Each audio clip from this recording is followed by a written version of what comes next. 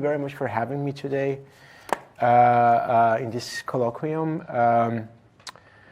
So I just get started with my talk, right? And then we have the part of comments on my talk. That's the thing? Okay.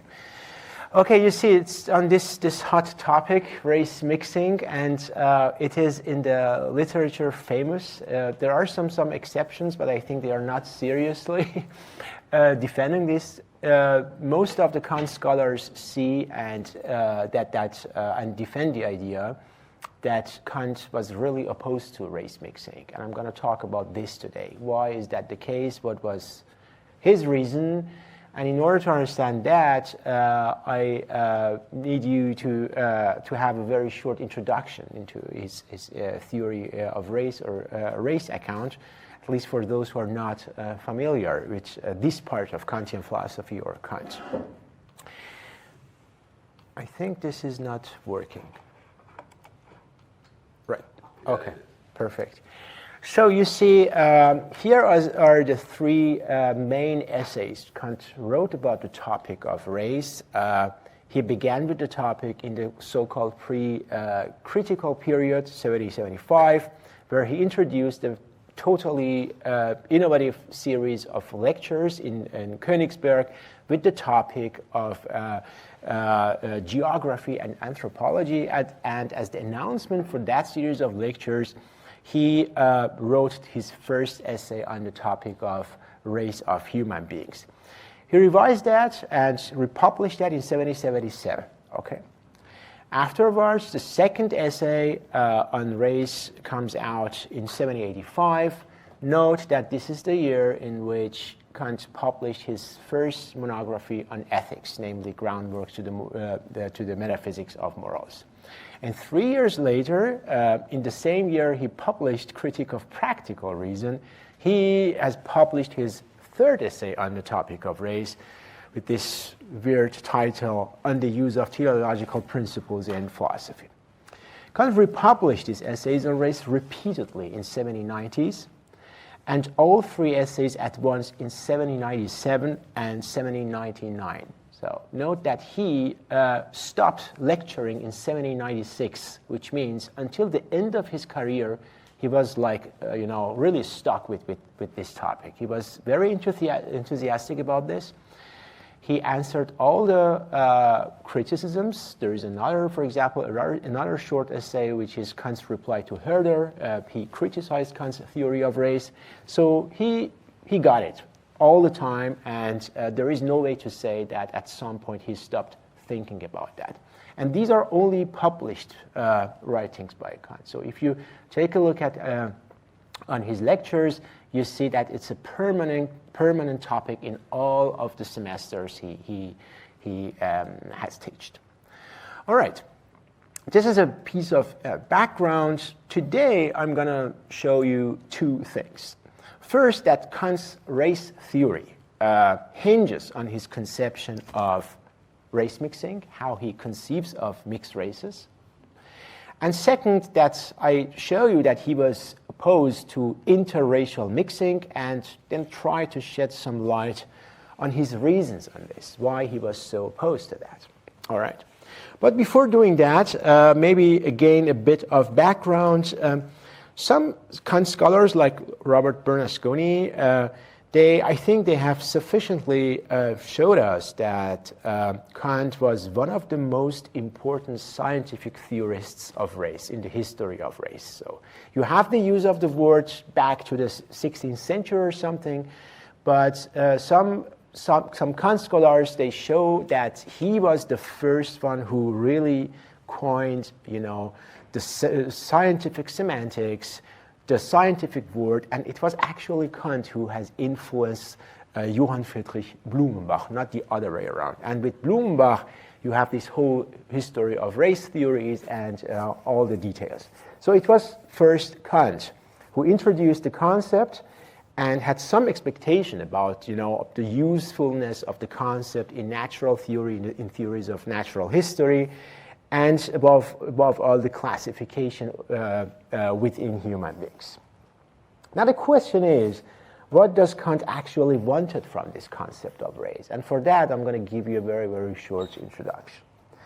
In his initial characterization of race, in the first essay from 1775 or 1777, Kant writes the following. So, among the subspecies, i.e. the hereditary differences of the animals which belong to a single phylum, the German word is Stamm, those which persistently preserve themselves in all transplantings over prolonged generations among themselves, and which also always beget half-breeds young in the mixing with other variations of the same phylum, are called race. So you see it's a classificatory concept among one species, all right?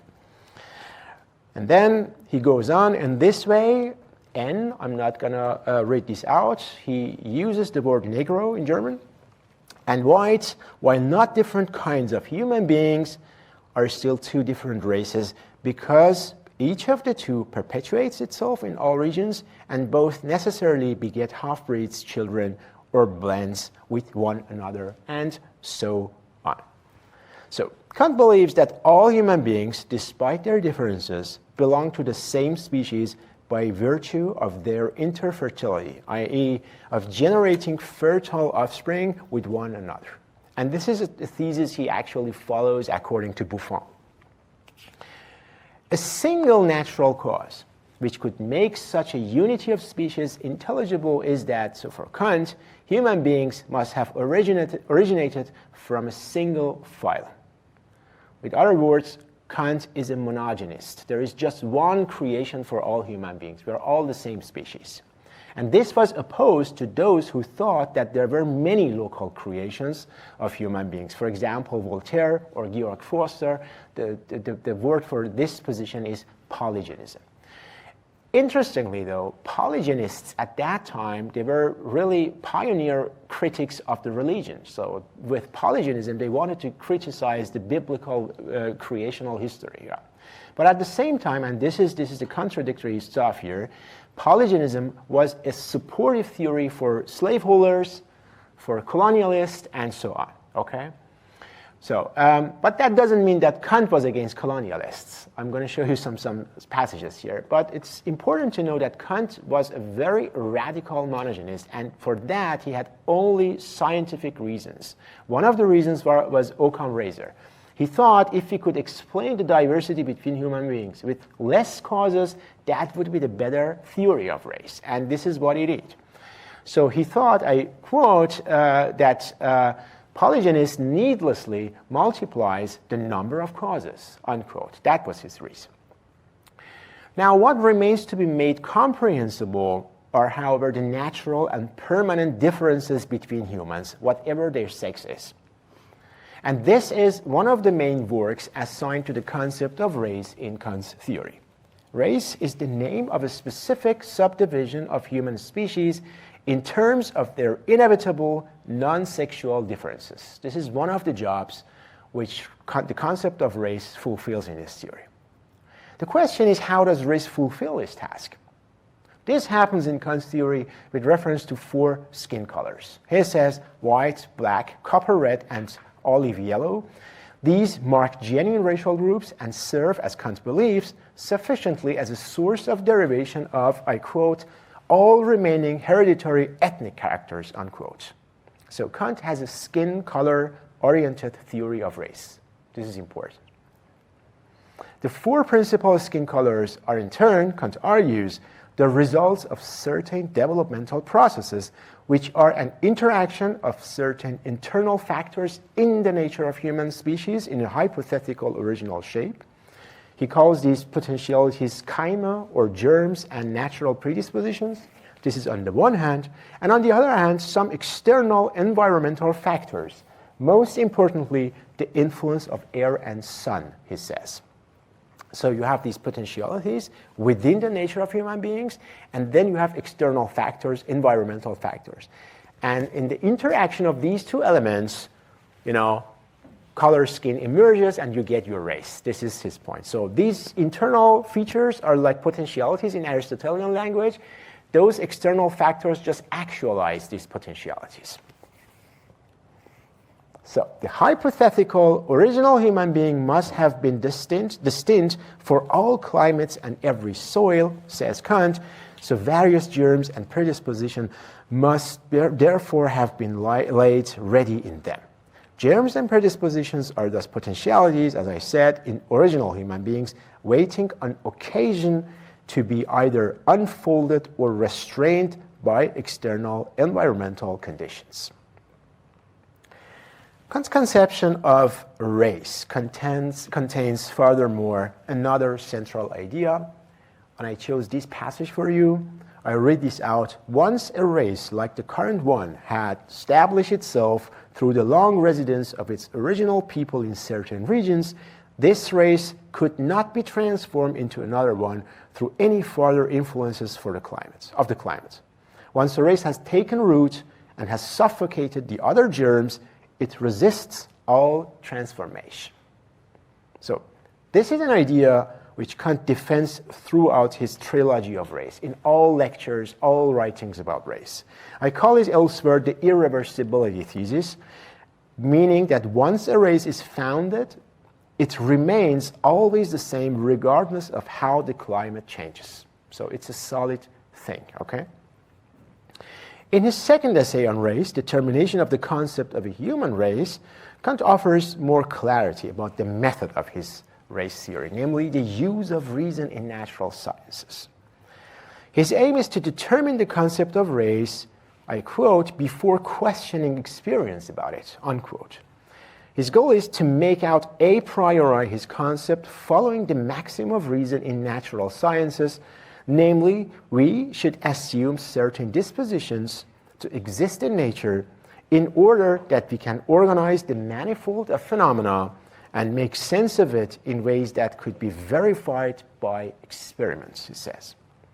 And the key claim that Kant then goes on to make here is that the heredity is not a contingent matter, and so must therefore be affected by something, for example, certain germs and predispositions lying in the species itself.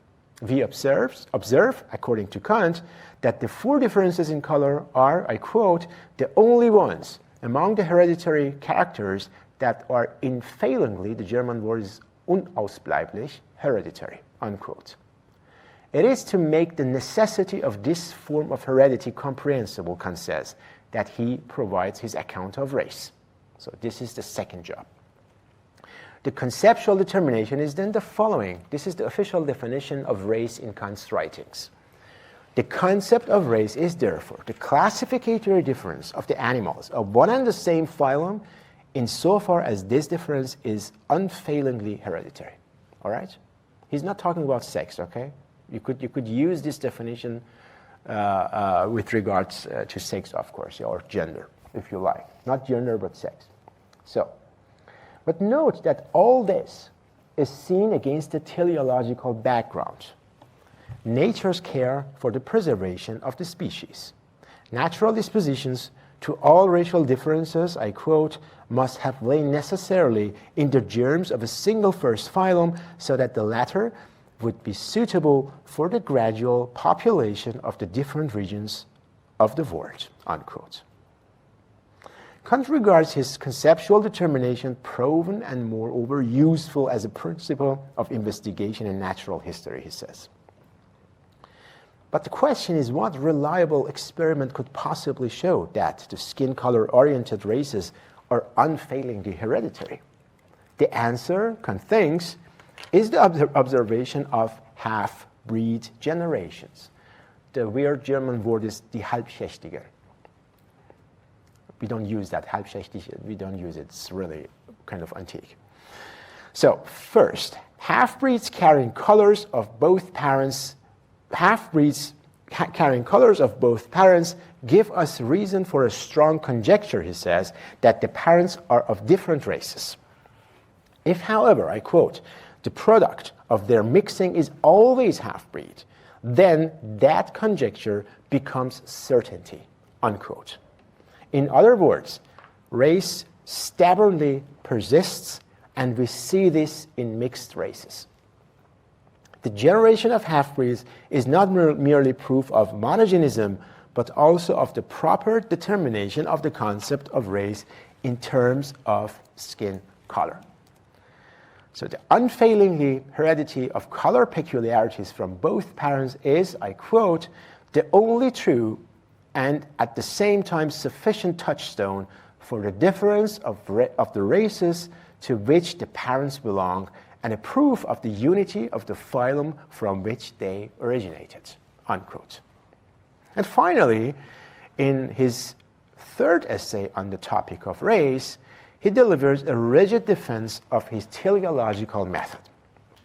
Kant not only continues to defend the irreversibility thesis, as I call it, in this final essay, he also elaborates on a new aspect of racial development that casts more light on the normative implications of his teleological account. The racial development of some groups of human beings might pause if the interaction of the naturalist predispositions with their climate goes awry, with the result that the actualization of their natural predispositions remains incomplete. And he writes, thus a race would have been founded which is not suited to any climate, since the southern adaptation prior to its departure was interrupted halfway through and exchanged against an adaptation to the northern climate. So Kant takes, this is interesting, part of the inhabitants of America, or the Amerindians, to represent this racial underdevelopment, as their natural disposition, as he says, did not achieve a perfect suitability for any climate. And this, he proceeds, is the reason, you see that here, why this race, which is too weak for hard labor, too indifferent for industry, and incapable of any culture, ranks still far below even the N, who stands on the lowest of all the other steps that we have named as differences of the races. This is 1788, yeah? This is the year where he published the Critique of Practical Reason. Okay? So it is not only that he has a racial hierarchy, and in this racial hierarchy he sees black people on the lowest level. Those who are racially underdeveloped, they are still lower than blacks. All right? Good.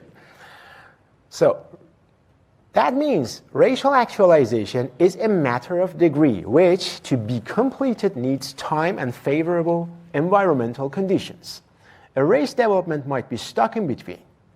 Predispositions become thereby dysfunctional, establishing a race, in Kant's broad sense of the word, which falls on his teleological account short of its purpose. Kant understands the racial underdevelopment to be the cause of a flaw in agency. This is interesting, and that's why he says that Amerindians are not even able to get culture. And he repeats that in his lectures too. I call this thesis elsewhere the underdevelopment thesis, racial underdevelopment. So you have the irreversibility thesis. Once you have a race, you have it. There is no entrance and exit. You have your race and that's it. And the second thesis is the underdevelopment. On your path of, on your path of racial development, you don't have to be lucky. It can go awry, and you get incomplete race, and that kind of hurts your agency, cultural and moral agency. Well, here's Kant's story about race. I give you a summary. All human beings are of the same kind, but of large, visible, unfailingly heritable differences, which manifest in differences in skin color. The question is, how did this come about? Or in other words, how can we make sense of it? Kant says, if we follow our reason, there should have been potentialities implanted in the one and the same original phylum of all human beings, or original human beings, so that they, for the purpose of preservation of their kind, were apt for all different climates. When one of these internal potentialities corresponding to a climate is at the cost of the suffocating the other potentialities completely actualized, a genuine race is born. It can't be then undone. It is irreversible, inconvertible, nor could it be cast off in an individual life. However, some external circumstances, such as violent environmental changes or too early migrations, Kant says, impede a full racial development. Halfway races stuck in the middle of their developmental path then arise that are not apt for any climate. They are rather counter-purposive. This racial status, like all other racial statuses, is irreversible, meaning that the error created by the race developing along a new path cannot be rectified. And note again, this all is a narrative told by reason. It is not a description, this is important, but a retrospective teleological reconstruction of the history of alleged radical hereditary peculiarities within one and the same species, namely human beings. Okay, before I move on to the shorter part of my talk, second part, recall that race mixing clearly provides the sole reliable test or experiment, as Kant says, that races are unfailingly hereditary, therefore evidence that Kant's determination of the concept of race is verified or corroborated. I told you at the beginning of my talk that it's a common idea in the literature that Kant is opposed to race mixing. But what are his reasons for this? Well, one way to dilute or even completely dissolve racial differences in Kant's story about race is race mixing. Races could, on Kant's account, completely, he says, melt together, zusammenschmelzen, in hybrids after a number of generations, even if Kant, as we'll see, says nature dislikes this. It is possible, though not desirable, that those whose ancestors went through multiple interbreedings cannot be assigned races, at least none of the four color-oriented main races Kant stipulates. In a key passage in his third or final essay on race, Kant writes the following.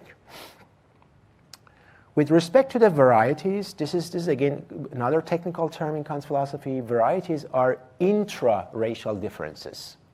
So, I don't know, Turks, Greeks, Italians, Persians, Arabs, they are varieties of the whites. Kant has a very broad concept of white. I'm going to show you some passages, okay? So, with respect to the varieties, nature seems to prevent the melting together because it is contrary to its end, namely the manifoldness of the characters, which is a good thing, Kant thinks. By contrast, as regards the differences of the races, nature seems at least to permit the melting together, although not to favor it, since thereby the creature becomes fit for several climates, but not suited to any one of them to the degree achieved by the first adaptation to it. Okay? I think there are several important points to take from this short passage. Kant's account here approves of diversity intraracially. He talks about varieties. Diversity intraracially, and you will see more precisely within white people, is desired. It provides for pluralism of characters, and it's a good thing in the context of his theory of history. But he doesn't approve of diversity interracially. That's the point here. More importantly, his view of mixed races has a similarity with the racial underdevelopment thesis. Mixed races do not, just like underdeveloped races, fit into the teleological narrative that reason puts forward. Race mixing is contrary to nature's perfect purposiveness. Moreover, the passage might also suggest the transitivity of the racial disadvantages of those who are racially low-rated to the next generation, even after intermixing with high-rated races, thus reinforcing the superiority of an alleged better race by disapproving of its mixing with lower races. Here I have a passage for you. This is from 1780s. It's part of the preparatory works for his late work, The Conflict of Faculties. And you see it. I'm just going to read this out. The prospect of progress can be either that there will be better and better human beings by virtue of nature, or that human beings themselves will do it, always better. With regard to the former progress, in which nature would develop new and better races or produce them by melting of two together, there is probably nothing to be hoped for, because nature has long since exhausted her forms appropriate to the soil and climate, and the generations of bastards, the German word is Bastarderzeugungen, e.g. of the Americans with the Europeans, or of these with the black race, has degraded the good race without proportionally raising the worst one. And this is what I call the idea of transitivity of bad features in the next generation. So with other words, if white people mix with other races, the next generation not only get the good features of the white people, but the other way around. All the bad features would be transitive, so they get the worst of that. So race mixing is not a good between white and other people. We have another passage. This is a very notorious reflection from 70s, 80s. It's called Reflection 1520, where at the end he says, it is not good that they mix. He's talking about Spaniards in Mexico and especially about Peru. Okay. All right. And finally, since the only way to change a race is intergenerationally through race mixing, Kant's opposition to race mixing can be put in conjunction with the irreversibility thesis. Races are not only regarding the past and present irreversible, it is also indesirable to assimilate them in the future. In his first essay, Kant clearly wants nature to be left undisturbed, without foreign mixing, until races are developed. Although we cannot say that he's talking about race mixing here, as foreign mixing pertains to the period before races arose, his natural history, nevertheless, wants races to be once for all established. In the third essay on race, however, he explicitly says for the first time that it is according to reason purposive that races remain separate. As Robert Bernasconi observes, I quote him, it seems to have been Kant's view that if Providence, or his teleology, introduced the division of races, that meant that they should be retained, unquote. Before I give you a summary, here are three other passages. They are not published, note that. One is in an anthropology lecture. You can find this in Akademie-Ausgabe. It is from 1791, where he asks the audience, should we propose that the races be fused or melt together or not? And he answered, they do not fuse, and it is also not desirable that they should. The whites would be degraded. For not every race adopts the morals and customs of the European. Again, in that notorious reflection, 1520, he writes, all races will be exterminated. This is a very, very strong thesis. You see that only in that reflection. All races will be, all non-white races will be exterminated. And he says, Americans and N cannot govern themselves, so they only serve as slaves. And he goes on, but not those of the whites. In the third passage, you see how broad is his conception of whites, which means that which he calls skin color is not only the pigmentation of your skin, it's more than that. It's about civilization and culture. Is a very, very thick concept. You see, he says, our old history of the people goes with reliability only on the race of whites, and you see the examples here till the end. Okay. Let me give you a very, very short summary. What are the reasons that Kant was so opposed to race mixing? The first one is that he thinks there are actually 5 sources of reason. They hang together, all of them. I just go through them. That race mixing was versus the purposiveness of nature. Second, that race mixing was based on the transitivity of the bad features. Okay, he presupposes that. Third, that race mixing was against the irreversibility thesis.